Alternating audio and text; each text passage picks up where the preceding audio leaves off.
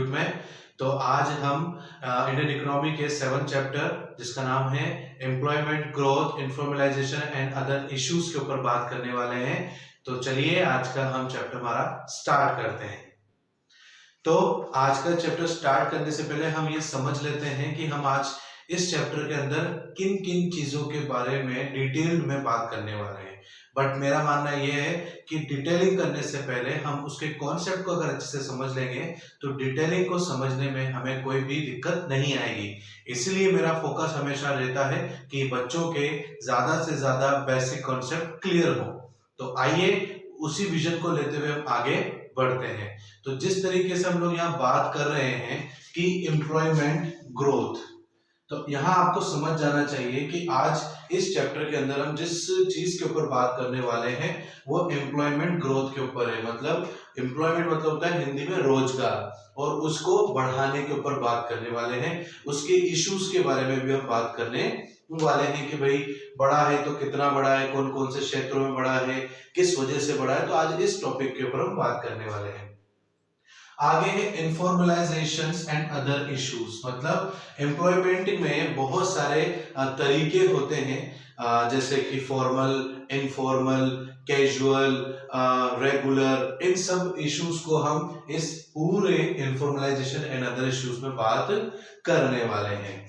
तो इंडिया के अंदर ऑब्वियसली हम इंडियन इकोनॉमी पढ़ रहे हैं, तो इंडियन इकोनॉमी के अंदर या इंडिया के अंदर इकोनॉमी का दर कैसा है, या इन्फॉर्मलाइजेशन क्या होता है, या अदर इश्यूज क्या हैं, ये आज हम डिस्कस करने वाले हैं। बट मेरा ऐसा मानना है कि हम एकदम से बड़े लेवल पे जाएं, उससे अच्छा हम हमारे बेसिक कॉन्सेप्ट को क्लियर करें। कई बार क्या होता है ना, बहुत सी चीजें हम लोग सुनते हैं, रेगुलर वे में सुनते हैं, हम उसको जानते भी हैं, बट उसके बारे में कुछ कुछ छोटी छोटी चीजें हम लोग जानकर भी इग्नोर कर देते हैं। फिर जब हमें कोई उसके बारे में उसकी छोटी छोटी जानकारी के बारे में समझाता है ना, तो हमें पता लगता है कि हाँ यार ये चीज तो उसमें थी बट हमने कभी ध्यान नहीं दिया। तो इसीलिए मेरा कहना है और मेरा विजन ये है, एफएमआई का विजन ये है कि हम बेसिक कॉन्सेप्ट्स को क्लियर करते हुए एक हायर लेवल तक जाएं। तो आइए उस विजन के साथ हम कंटिन्यू करते हैं। तो यहाँ पर क्योंकि एम्प्लॉयमेंट ग्रोथ के बारे में बात चल रही है, तो हम ये समझ लेते हैं कि एम्प्लॉयमेंट ग्रोथ के बारे में क्या होता है। देखिए, इस धरती पर जीवन जीने के लिए हमें जरूरत पड़ती है पैसों की, और वो पैसे कैसे आते हैं, जब हम कोई वर्क करते हैं। हमारे इस धरती पर अलग अलग प्रकार के अलग अलग चीजों के काम हैं जिसको लोग करते हैं और उसके बाद अपनी अर्निंग करते हैं। कोई डॉक्टर बन के, कोई इंजीनियर बन के, कोई बिजनेसमैन बन के, कोई सीए बन के, कोई प्रोफेसर बन के, कोई टीचर बन के, कोई ऑटो चलाकर, कोई लेबर काम करके, कोई घोड़ा गाड़ी चलाकर, कोई ट्रक चलाकर, बस चलाकर। ऐसे बहुत सारे काम हैं जो लोग करके पैसे अर्न करते हैं, उसी को हम एम्प्लॉयमेंट कहते हैं। और हम ये काम क्यों करते हैं, ताकि हम उनसे पैसा कमा सके और हमारी जीविका को चला सके, जिसको इंग्लिश में बोलते हैं लाइवलीहुड्स को हम आगे कैरी कर सके। क्योंकि अभी तक आप लोगों ने इतना जान लिया होगा कि ह्यूमन वांट्स और नेवर बी अ स्टॉप, क्योंकि हमारे जो वांट्स है ना वो कभी मरती नहीं है, तो उसको पूरा करने के लिए हमें पैसों की जरूरत पड़ती है। तो आइए हमारा भारत देश उस पर किस तरीके से फोकस करता है, क्या क्या उन्होंने किया है, और हमने उनके डेटा एनालिसिस को देखकर बताएंगे कि हमारे देश में सबसे ज्यादा कौन से वर्ग को किया जाता है। तो आइए सबसे छोटे लेवल से स्टार्ट करते हैं और समझते हैं सबसे पहले हम यहाँ पर कि अनएम्प्लॉयमेंट क्या होता है। भाई एम्प्लॉयमेंट तो अभी मैं समझाता हूँ, उसके साथ साथ में क्लियर करेंगे। देखो ये इसके ऊपर ही टॉपिक है एम्प्लॉयमेंट। एम्प्लॉयमेंट मतलब क्या है, जब कोई आदमी कोई काम कर रहा है और उससे अच्छा पैसा अर्न कर रहा है, उसे एम्प्लॉयमेंट कहते हैं, रोजगार कहते हैं। ये आपने काफी बार सुना भी होगा। अब इसके बाद आता है बेरोजगारी। बेरोजगारी क्या होती है, देखो क्या होता है ना, जब कोई भी इंसान, चाहे वो फिजिकली हो चाहे मेंटली हो, प्रिपेयर्ड रहता है या प्रिपेयर्ड हो जाता है काम करने के लिए, और जो भी मार्केट में उस काम को करने का प्राइस चल रहा है उसमें भी वो रेडी है उस काम को करने के लिए, फिर भी उसके पास में नौकरी नहीं है, काम नहीं है, तो उस सिचुएशन को हम अनएम्प्लॉयमेंट बोलेंगे। क्या बोलेंगे उस सिचुएशन को? अनएम्प्लॉयमेंट बोलेंगे। हियर द सिचुएशन, ये वो सिचुएशन है जहां पर person willingly to do a work at a existing price but they don't have any job, that situation called be as unemployment. आई बात समझ में आपको? जैसे कि देखो मैं आपको उसको दो तरीके से समझाता हूँ। एक अनपढ़ व्यक्ति है जो कि मार्केट में जाता है लेबर वर्क करने के लिए। आपको पता है कंस्ट्रक्शन में लेबर वर्क चलता है, वो काम करने के लिए वो रेडी है। उसको पता है कि इस काम को करने के बाद मुझे इतना पैसा मिलेगा, वो उस पैसे में भी राजी है उस काम करने के लिए, बट फिर भी उसके पास में वो काम उसको नहीं मिल रहा है, तो वो सिचुएशन अनएम्प्लॉयमेंट की होगी। ये तो था फिजिकल वर्क जिन पे लोगों को वेजेस मिलते हैं। अब आइए बात करते हैं ऐसे लोगों की जिन्होंने पढ़ लिख कर बहुत सारी भर भर के डिग्रियां ले ली है, जो कि तैयार है अपनी डिग्रियों के साथ में ऑफिस में कंपनी में दिखाकर काम लेने के लिए तैयार है, और उनको पता है कि इस डिग्री के साथ में अगर मैं इस कंपनी के अंदर अप्लाई करूंगा तो मेरे को इतना पैसा वहां से सैलरी के रूप में मिलेगा, और मैं उस सैलरी में रेडी हूं उस जगह पर काम करने के लिए। बट फिर भी उसके पास रोजगार नहीं है, मतलब बट फिर भी उसके पास काम नहीं है करने के लिए, तो वो अवस्था, वो सिचुएशन आपकी अनएम्प्लॉयमेंट की कहलाएगी। आई बात समझ में आपको? तो अनएम्प्लॉयमेंट क्या होता है? अनएम्प्लॉयमेंट एक ऐसे सिचुएशन, इन दिस सिचुएशन, मैं अगर बोलूं in this situation when a people, एक पीपल भी are, when a people willingly to do a work at a existing wage rate, but still they do not have any job। इस situation को हम लोग क्या बोलेंगे? अनएम्प्लॉयमेंट बोलेंगे। यहां पर विलिंगली क्या है बच्चों? विलिंगली मतलब होता है विश, कि मैं विलिंगली काम करना चाहता हूं कहीं पर भी, कोई भी एग्जिस्टिंग रेट के ऊपर, फिर भी उसके अलावा भी मेरे पास में काम नहीं है, तो उस अवस्था को हम लोग यहाँ पर अनएम्प्लॉयमेंट बोलेंगे। इज दैट क्लियर बेटा? तो ये अनएम्प्लॉयमेंट समझ में आ गया। इससे पहले एम्प्लॉयमेंट का समझाने की जरूरत नहीं है, पर फिर भी बता देता हूं मैं।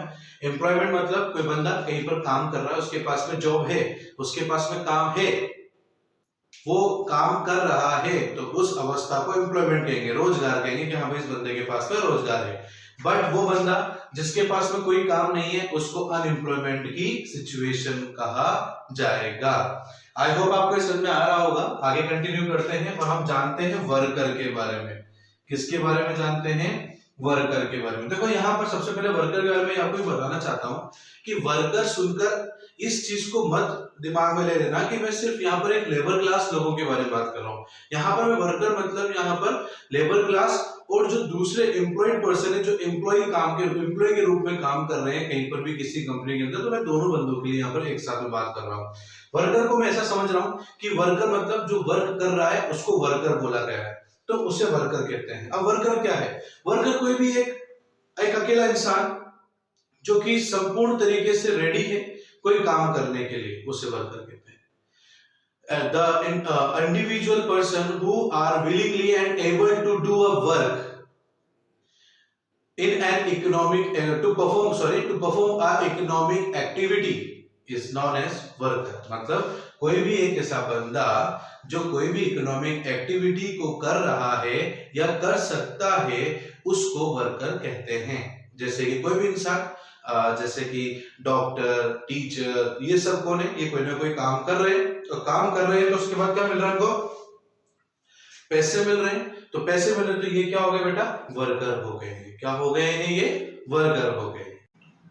तो आइए इसको ना हम डेफिनेशन से समझा देता हूं मैं आपको। जैसे कि एन इंडिविजुअल पर्सन, एक अकेला बंदा जो कि इन्वॉल्व है, हु इन्वॉल्व्स, क्या है? इन्वॉल्व है, किसी काम में इन्वॉल्व है, who involves in economic activities या economic activity is known as worker. कोई भी बंदा जो इकोनॉमिक एक्टिविटी में इन्वॉल्व है उसे वर्कर कहा जाता है। इकोनॉमिक एक्टिविटी क्या होता है सर? तो बेटा इकोनॉमिक एक्टिविटी उन एक्टिविटीज को कहा जाता है जिन एक्टिविटी को परफॉर्म करने के बाद में हमें बदले में पैसे मिलते हो, उसे इकोनॉमिक एक्टिविटी कहते हैं। इसमें एक्टिविटीज में ना, इकोनॉमिक एक्टिविटी दो तरह की एक्टिविटीज होती हैं।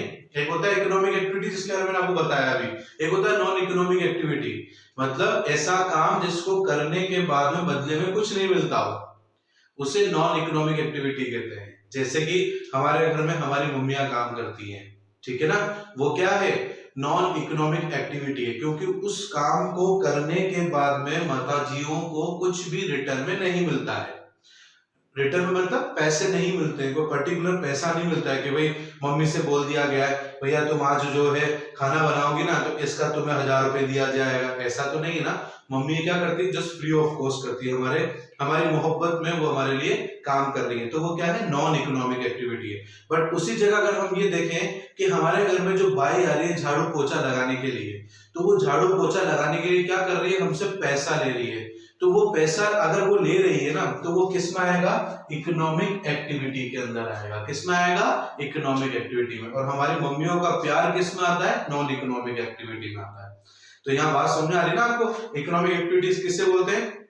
तो दोबारा समझते हैं, एन इंडिविजुअल पर्सन, कोई भी एक सिंगल इंसान अगर वो किसी भी इकोनॉमिक एक्टिविटी में इन्वॉल्व है तो उसे वर्कर कहते हैं। क्या कहते हैं उसको, वर्कर कहते हैं। इज दैट क्लियर, यहां तक समझ में आया। अच्छा, आप इसका स्क्रीनशॉट लेना चाहो तो स्क्रीनशॉट ले सकते हो, अदरवाइज आपको नोट्स भी अवेलेबल हो जाएंगे, ठीक है। तो आइए, हम यहां तक आपको समझ में आ गया होगा। अब हम इसको थोड़ा सा और आगे समझने की कोशिश करते हैं, क्योंकि वर्कर्स क्या होते हैं, कई प्रकार के होते हैं। कई प्रकार तो नहीं, 2 प्रकार के होते हैं। आइए उसको भी समझते हैं। वर्कर को ये 2 तरीके के होते हैं, जिसको एक बोलते हैं हम सेल्फ एम्प्लॉयड। क्या बोलते हैं, सेल्फ एम्प्लॉयड। और एक होता है हायर्ड एम्प्लॉयड या हायर्ड वर्कर भी बोल सकते हो आप। मैंने सेल्फ एम्प्लॉयड बोला तो यहाँ पर हायर्ड एम्प्लॉयड भी बोल सकते हो और हायर्ड वर्कर भी आप यहाँ पर बोल सकते हो। अच्छा, दोनों के बारे में 1 बाय 1 करके मैं समझाता हूँ, फिर आगे हम इसमें और भी डीपली बात करना। सेल्फ एम्प्लॉयमेंट मतलब, पहले तो वर्ड से ही समझते हैं कि सेल्फ एम्प्लॉयमेंट होता क्या है, ठीक है। तो सेल्फ एम्प्लॉयमेंट मतलब सेल्फ एम्प्लॉयड, खुद को काम देना। जो भी बंदा जब दूसरों से काम नहीं ले पाता है, तो हमारे पास में एक और तरीका है इकोनॉमिक एक्टिविटी को परफॉर्म करने का, वो है खुद को काम देना। अगर हम खुद को कोई काम दे देते हैं और उसको खुद को काम देने के बाद हम पैसा अर्न कर रहे हैं, तो वो सेल्फ एम्प्लॉयड कहलाता है। जैसे कि एक डॉक्टर जो खुद का क्लिनिक चला रहा है, जहां पर खुद बैठकर पेशेंट्स के इलाज कर रहा है, तो उसको सेल्फ एम्प्लॉयमेंट कहा जाएगा। क्या कहा जाएगा, सेल्फ एम्प्लॉयमेंट। मतलब उसने अपने आप को खुद को क्या दे रखा है, काम दे रखा है। जैसे कि हमारा शॉपकीपर, जैसे कि हमारे बार्बर, जितने भी लोग हैं, भाई दुकान, किराने की दुकान खोल के बैठा हुआ है कोई बंदा, तो उसने क्या कर रखा है, खुद को काम दे दिया। जब उसको कहीं से काम नहीं मिला ना, तो उसने खुद को ही काम दे दिया और उससे पैसा अर्न कर रहा है। और मैंने कहा ना, जहां पैसा अर्न करना चालू हो जाता है उसको हम इकोनॉमिक एक्टिविटी बोल देते हैं, और वो हमारा सेल्फ एम्प्लॉयमेंट हो जाएगा, क्योंकि वहां पर हमने खुद को ही काम दे दिया है। और जब हमने खुद को काम दे दिया तो उसको हम सेल्फ एम्प्लॉयड बोलेंगे। जैसे कि हमारे शॉपकीपर हैं, ठीक है ना, होते ना हमारे सब जगह, कॉलोनीज में, मोहल्लों में शॉपकीपर की दुकान होती है, जहां किराने की दुकान होती है, ठीक है। तो इसको बोलते हैं शॉपकीपर, जो अपने आप को खुद को काम देकर रखता है। आई होप ये भी समझ में आया होगा आपको सेल्फ एम्प्लॉयमेंट, ठीक है। आगे देखते हैं हायर्ड एम्प्लॉयमेंट। अब हायर्ड एम्प्लॉयमेंट क्या होता है, तो हायर्ड एम्प्लॉयमेंट मतलब जिसको कहीं पर काम मिला हो या जो किसी के अंडर में काम कर रहा हो, उसे हायर्ड एम्प्लॉयड कहेंगे। जैसे कि मान लो एक टीचर जो है वो पढ़ा रहा है स्कूल के अंदर, क्या कर रहा है, वो टीचर पढ़ा रहा है स्कूल के अंदर, तो उसको हायर्ड एम्प्लॉयड कहा जाएगा, क्योंकि उसको किसी सामने वाले बंदे ने अपने पास में काम पे रख रखा है और उससे वहां पर वो काम करा रहा है और बदले में उसको पैसा दे रहा है। तो वहां पर उसने खुद को काम नहीं दिया, उसको किसी और पर्सन ने अपने पास काम दिया है, इसलिए उसको हायर्ड एम्प्लॉयड कहेंगे। अब देखना, इन दोनों के अंदर इसी टीचर वाले एग्जाम्पल को लेकर दोनों चीजें क्लियर कर दूंगा। कैसे, देखो, अगर एक टीचर खुद से ही वो किसी के पास में या किसी के अंडर में या किसी स्कूल में काम नहीं कर रहा है, कोई कॉलेज में पढ़ा नहीं रहा है ना स्कूल में पढ़ा रहा है, वो खुद से ही अपने घर के अंदर बच्चों को पढ़ा रहा है, तो वो हिस्सा आ जाएगा सेल्फ एम्प्लॉयमेंट में, क्योंकि उसने खुद को ही पढ़ाने का काम दे दिया। और एक वो टीचर जो किसी स्कूल में जाकर या कॉलेज में जाकर लेक्चर देता है, तो उसको हम हायर्ड एम्प्लॉयड कहेंगे। क्यों? क्योंकि वहां पर किसी स्कूल वाले ने या किसी कॉलेज वाले ने उसको अपने पास में एज अ एम्प्लॉय रख रखा है अपना काम कराने के लिए, इसलिए उसको हायर्ड एम्प्लॉयड कहा जाएगा। Is that clear? तो आई होप आपको सेल्फ एम्प्लॉयमेंट और हायर्ड एम्प्लॉयमेंट भी क्लियर हो रहा होगा। तो इसी आशा के साथ मैं आगे भी बढ़ जाता हूं और आगे हम देखते हैं कि सेल्फ एम्प्लॉयमेंट के तो और भी कोई पॉइंट्स वगैरह या पार्ट वगैरह नहीं है, बट इन भाई साहब के हैं। आइए क्या क्या है देख लेते हैं। ठीक है, आई होप आपको समझ में आ रहा होगा। आ रहा है तो फिर बस शेयर करें, लाइक करें और आगे बढ़े। ठीक है, तो यहां बात करते हैं हम हायर्ड एम्प्लॉयड की। ठीक है, या आप इसको वर्कर भी बोल सकते हो। ठीक है ना, कंफ्यूज मत होना कि यार यहाँ तो सर वर्कर की बात करते करते एम्प्लॉयड की, मैं यहाँ पर वर्कर को एक काम करने वाला व्यक्ति समझ के चल रहा हूँ। ठीक है, ताकि आपको कंफ्यूजन ना हो। ठीक है, क्योंकि अभी हम बेसिक कॉन्सेप्ट क्लियर कर रहे हैं, डिटेलिंग अभी हमारी बाकी है। चलो, हायर्ड एम्प्लॉयड्स के भी यहाँ पर दो पॉइंट्स मैं आपको बताता हूँ। एक बोलते हैं कैजुअल, क्या बोलते हैं? कैजुअल। और एक बोलते हैं रेगुलर। रेगुलर की तो बहुत मारा मारी है भाई साहब मार्केट में। कैसे? देखो, कैजुअल मतलब होता है डेली बेसिस पे। आज सुबह बंदा काम करने गया, उसको पता नहीं था काम मिलेगा नहीं मिलेगा, बट काम मिल गया तो उसने काम किया, पैसे लिए, घर आ गया। कल सुबह फिर उठा, फिर उसको पता नहीं था मैं काम पे जाता रहा हूं भाई, मुझे काम मिलेगा नहीं मिलेगा पता नहीं है, बट काम पे गया, काम मिल गया, किस्मत से काम किया, पैसे लिए, घर आ गया। बट तीसरे दिन जैसे काम करने के लिए गया ये सोचकर कि मुझे आज भी काम मिल जाएगा, बट उसको काम नहीं मिला। तो जब उसको काम नहीं मिला तो बिना काम करे पैसा भी नहीं मिलेगा, तो बिना काम करे बिना पैसों के घर आ गया। तो कैजुअल मतलब क्या होता है? जहां पर फिक्स नहीं होता है कि आपको डेली बेसिस पर रोज काम मिलेगा, कंफर्म है ये कंफर्मेशन यहाँ कैजुअल में नहीं होती है। यहाँ पर वर्कर से काम करवाया जाता है डेली बेसिस पर। कैसे? आज काम है इसलिए वर्कर्स को बुला लिया, काम करवा लिया, अब कल काम नहीं है तो कल वर्कर्स को नहीं बुलाया जाएगा। और यहाँ बोलते हैं कैजुअल के लिए कि इन विचारों के लिए कोई भी सोशल सिक्योरिटी नहीं होती है। अब सोशल सिक्योरिटी साहब क्या है सर? तो बेटा सोशल सिक्योरिटी मतलब ये होता है कि जैसे आपको पता है ना, गवर्नमेंट में या बड़ी बड़ी प्राइवेट कंपनीज में वहां के एम्प्लॉइज को पीएफ दिया जाता है, प्रोविडेंट फंड दिया जाता है, रिटायरमेंट के बाद में पेंशन दी जाती है। हालांकि पेंशन अब बंद कर दी है सरकार ने, बट फिर भी पहले तो दी जाती थी, अभी भी बहुत से लोग ले रहे हैं पेंशन। तो ये कैजुअल में नहीं होता है बच्चों। कैजुअल में तो बेचारे के पास, वो कहते हैं ना, दिहाड़ी मजदूरी करने जब जाते हैं लोग, ठीक है ना, आपने देखा होगा बहुत से लोग चौराहों पे खड़े रहते हैं कंस्ट्रक्शन के काम के लिए। कोई बंदा आएगा, कॉन्ट्रैक्टर उनको लेकर जाएगा एज अ लेबर काम कराने के लिए, तो वहां पर उनके पास श्योरिटी नहीं कि आज हम यहाँ काम करने के लिए आए तो हमें काम मिलेगा ही मिलेगा। तो उन वर्कर्स को कहा जाता है कैजुअल। क्या कहा जाता है उनको? कैजुअल, जिनके पास में डेली बेसिस पर काम मिलता है जिनको, और जिसकी भी कोई गारंटी नहीं होती है, प्लस कोई सोशल सिक्योरिटीज भी विचारों की नहीं होती है, उसे बोलते हैं कैजुअल वर्कर्स। एक आते हैं रेगुलर, तो इसकी तो आपको पता है, इसकी तो बहुत ज्यादा मारामारी है। हम लोग गवर्नमेंट जॉब की तरफ क्यों भाग रहे हैं? इसी वजह से तो भाग रहे हैं क्योंकि ये हमें क्या देते हैं? सोशल सिक्योरिटी देते हैं। ठीक है, देखो रेगुलर मतलब क्या होता है? जहां पर आपको कंफर्म है रेगुलर बेसिस पर काम मिलेगा ही मिलेगा। आपको घर से ये सोचकर नहीं निकलना है कि पता नहीं आज काम मिलेगा नहीं मिलेगा, पता नहीं शाम को मैं पैसा कमा के घर आ पाऊंगा नहीं आ पाऊंगा, ऐसा कुछ नहीं है। ये लोग आपको 100% रेगुलर बेसिस पर काम की आपको जो है गारंटी देते हैं। ठीक है, एक और डिफरेंस बेटा, कैजुअल में जनरली आप लोगों को, मतलब जो वर्कर्स होते हैं उनको क्या मिलता है? वेजेस मिलते हैं। क्या मिलते हैं बेटा?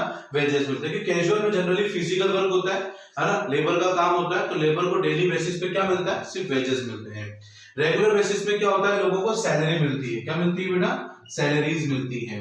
यहाँ पर रेगुलर बेसिस पे काम मिलने की 100% गारंटी होती है, चाहे प्राइवेट हो चाहे गवर्नमेंट हो। वो फायर कर देते हैं, वो अलग चीज है, उस पर बात नहीं करने वाले।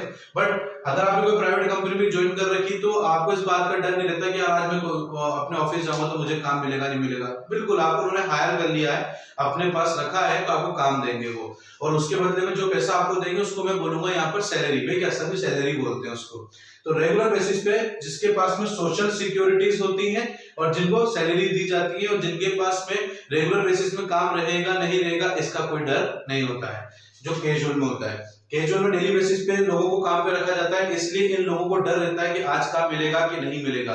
और यहाँ पर जनरली डेली बेसिस पर काम कराते हैं तो वो लेबर वर्क होता है और वो वेजेस उनको पे करते हैं। और यहाँ पर रेगुलर बेसिस में क्या होता है, रेगुलर गारंटी है काम मिलने की और आपको सैलरी दी जाएगी और यहाँ पर सोशल सिक्योरिटीज भी होती है। यहाँ परमानेंट काम होता है, यहाँ परमानेंट नहीं टेम्पररी काम होता है। आज काम है इसलिए यहाँ पर काम मिल गया, यहाँ पर रेगुलर बेसिस पर आपको परमानेंटली काम मिलेगा ही मिलेगा।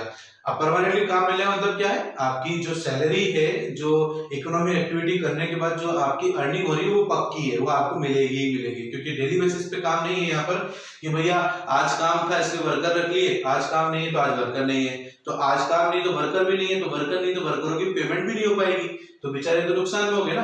बट रेगुलर में क्या होता है, आपके पास परमानेंटली काम रहेगा, आप हमारे पास परमानेंटली काम करोगे, आपको परमानेंटली एक फिक्स अमाउंट में सैलरी दी जाएगी, आपको सोशल सिक्योरिटी पेंशन वगैरह पीएफ वगैरह दिया जाएगा।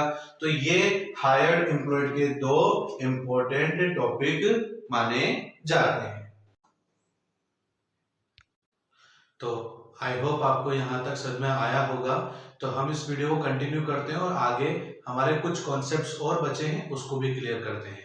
तो आइए हमारे कौन कौन से कॉन्सेप्ट बचे हैं उसको भी देख लेते हैं। तो हमारे ये रहे बाकी के कॉन्सेप्ट्स। पहला है लेबर सप्लाई, दूसरा है लेबर फोर्स और लास्ट है वर्क फोर्स।